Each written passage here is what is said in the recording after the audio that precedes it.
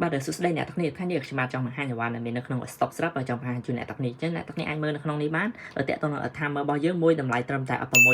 អញ្ចឹងតើនៅក្នុងនេះមានអ្វីខ្លះនិងវាមានមុខងារនិងរបៀបនៃការប្រើប្រាស់យ៉ាងដូចម្តេចខ្ញុំនឹងបង្ហាញជូនអ្នកទាំងនេះអញ្ចឹងអ្នកទាំងនេះអាចមើលបាននៅក្នុងនេះតើតើនឹងការកំណត់ម៉ោងរបស់យើងបិទបើកនៅក្នុង timer របស់យើងបានន័យថាវាមានចន្លោះពី1វិនាទីរហូតដល់100ម៉ោងបានន័យថាចន្លោះប៉ុណ្ណឹងអ្នកទាំងនេះអាចចង់បិទបើកពេលណាក៏បានដែរអ្នកទាំងនេះអាចសេរីបានហើយនៅក្នុងនេះក៏គេប្រាប់ជូនអ្នកទាំងនេះដែរតើតើនឹងប្រភពបានន័យថាប្រភពភ្លើងរបស់វាចូលហ្នឹងទៅលើជើង A1 និង A2 បានន័យថាកម្រិតថង់ស្យុងរបស់វាមាន110 AC ឬក៏220 volt AC ហើយតើតើនឹង OEN នេះ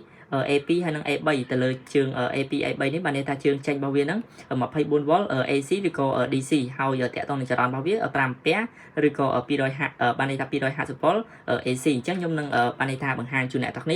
ាបើប្រអប់មកអ្នកទាំងគ្នាអាចមើលបាននៅក្នុងនេះតើតើនឹង timer របស់យើងមានតើតើនឹងឯកសារកាត់ត្លុករបៀបនៃការប្រើប្រាស់ timer ហើយក៏មានតើតើនឹង timer របស់យើងមួយបែបនេះអញ្ចឹងខ្ញុំនឹងបង្ហាញជូនអ្នកទាំងគ្នាអញ្ចឹងនៅលើនេះអ្នកទាំងគ្នាអាចមើលបានតើតើនឹងការសេរីបានន័យថាទៅលើនីតិដែលអ្នកទាំងគ្នាចង់បើកឬក៏បិទហើយត្រង់ចំណុចនេះបានន័យថាកំណត់ទៅលើឧទាហរណ៍អក្សរ A ឬក៏អក្សរ B អក្សរ C អក្សរ D អក្សរ E អក្សរ F ក្នុងនេះគេបង្ហាញជូនអ្នកទាំងគ្នាវាជ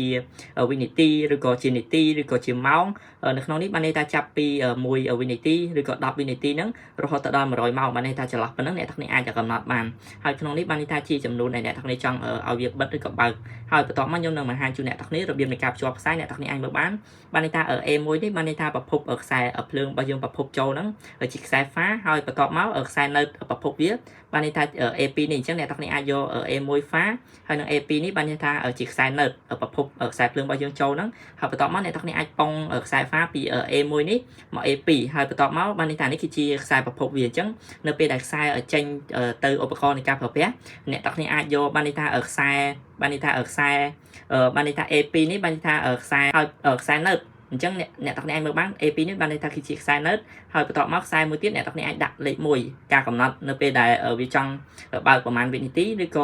៏បានន័យថា A3 បានន័យថាការភ្ជាប់ជាមួយនឹងខ្សែបិទវិញប្រហែលវិនាទីអញ្ចឹងខ្ញុំនឹងបង្ហាញជូនអ្នកទាំងគ្នាដើម្បីឲ្យអ្នកទាំងគ្នាអាចងាយយល់អញ្ចឹងខ្ញុំនឹងបង្ហាញមុនដំបូងប្រាប់ជូនអ្នកទាំងគ្នាត្រួសអញ្ចឹងខ្ញុំនឹងភ្ជាប់ខ្សែដើម្បីបង្ហាញជូនអ្នកទាំងគ្នាឲ្យបានកាន់តែច្បាស់អញ្ចឹងខ្ញុំនឹងមានជាព្រីបែបនេះមកអញ្ចឹងខ្ញុំនឹងបានន័យថាបញ្ចូលខ្សែ pha មួយអញ្ចឹងបានន័យថា pha មួយចូល A1 នេះអញ្ចឹងខ្ញុំនឹងមូបញ្ចូលមកអញ្ចឹងបានន័យថាខ្សែ pha ចូល A1 ហើយបន្ទាប់មកទៀតអញ្ចឹងបានន័យថាខ្សែ note ចូល A2 ហើយបន្ទាប់មកអ្នកទាំងគ្នាអាចយកបានន័យថា A1 នេះប៉ុងចូលលេខ2នេះមកជើងលេខ2នេះបានន័យថាប៉ុងរបស់វាមិនមកអញ្ចឹងខ្ញុំនឹងបង្ហាញជូនអ្នកទាំងគ្នាអញ្ចឹងខ្ញុំនឹងប៉ុងដើម្បីបង្ហាញជូនអ្នកទាំងគ្នាអញ្ចឹងអ្នកទាំងគ្នាអាចមើលបានន័យថាខ្សែ pha របស់យើងបានន័យថាចូលពី A1 នេះជើងលេខ A1 ហើយបន្ទាប់មកអ្នកទាំងគ្នាអាចប៉ុងខ្សែ pha ហ្នឹងបានន័យថាពី A1 មក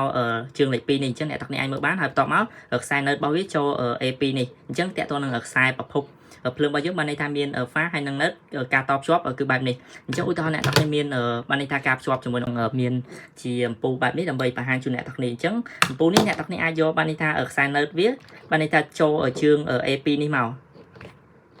កអញ្ចឹងខ្សែអំពូលរបស់យើងចូល A2 នេះបានន័យថាខ្សែ note អញ្ចឹងនៅពេលដែលអ្នកទាំងគ្នាភ្ជាប់ខ្សែ pha មួយទៀតអញ្ចឹងចូលជើងលេខ1អញ្ចឹងខ្ញុំនឹងបង្ហាញជូនអ្នកទាំងគ្នាតើចូលជើងលេខ1នេះវាមានលក្ខណៈបែបម៉េចអញ្ចឹងបានន័យថាចូលជើងលេខ1នេះបានន័យថាការបើករបស់យើងបានន័យថាសិទ្ធការកំណត់ពេលវេលាបើករបស់យើងអញ្ចឹងអ្នកទាំងគ្នាអាចមើលបានត្រង់ចំណុចនេះអញ្ចឹងអ្នកទាំងគ្នាអាចមើលតាក់ទងនឹងខ្សែ pha មួយយើងបានន័យថាមួយណាអញ្ចឹងអ្នកទាំងគ្នាអាចមើលបានខ្សែ pha របស់យើងបានន័យថាមួយនេះអញ្ចឹងអ្នកទាំងគ្នាអាចមើលតាក់ទងនឹងការតេស្ត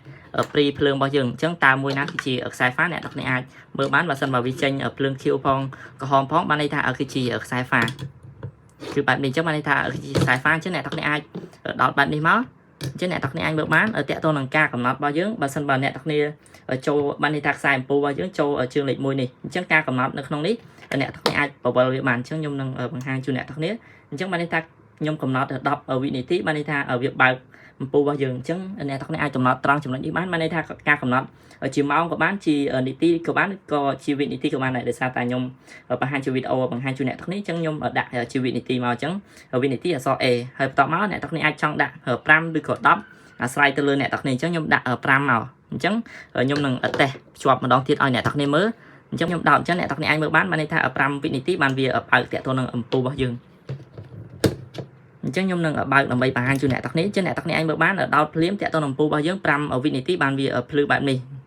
ចឹងអ្នកទាំងនេះអាចមើលបានគឺប៉ុណ្ណេះហើយបន្តមកបើសិនបើអ្នកទាំងនេះយកជើង file នេះចូលលេខ3វិញបានន័យថាការកំណត់នៅពេលដែលអំពូលរបស់យើងបើកឲ្យវាបិទវិញប្រហែលវិនាទីអញ្ចឹងខ្ញុំនឹងបានន័យថាដកប្រភពវាសិនដើម្បីចូលជើងលេខ3វិញតាក់ទងនឹងខ្សែ file អំពូលរបស់យើងនេះអញ្ចឹងនៅពេលដែលចូលជើងលេខ3អ្នកទាំងនេះអាចមើលបានតាក់ទងនឹងការកំណត់របស់យើងអញ្ចឹងបានន័យថាការកំណត់ដំបូងភ្លឺហើយបន្តមកបានវាបិទពេញ5វិនាទីការកំណត់គឺបែបនេះអញ្ចឹងបើសិនបើអ្នកទាំងនេះចង់កំណត់ជានាទីឬក៏ជាម៉ោងអីនៅក្នុងនេះអ្នកទាំងនេះអាចកំណត់បានអញ្ចឹងបានន័យថាចូលជើងលេខ1បានន័យថាវាបានន័យថាបើកបានន័យថាបើកការកំណត់នាទីរបស់វាប្រហែលវិនាទីបានវាបើកបើសិនបើចូលជើងលេខ3នេះបានន័យថាការកំណត់ឧទាហរណ៍វាពងភ្លឺអញ្ចឹងយើងកំណត់ប្រហែលវិនាទីឲ្យវាបិទអូតូអញ្ចឹងបានន័យថាបិទអូតូនិងបើកអូតូ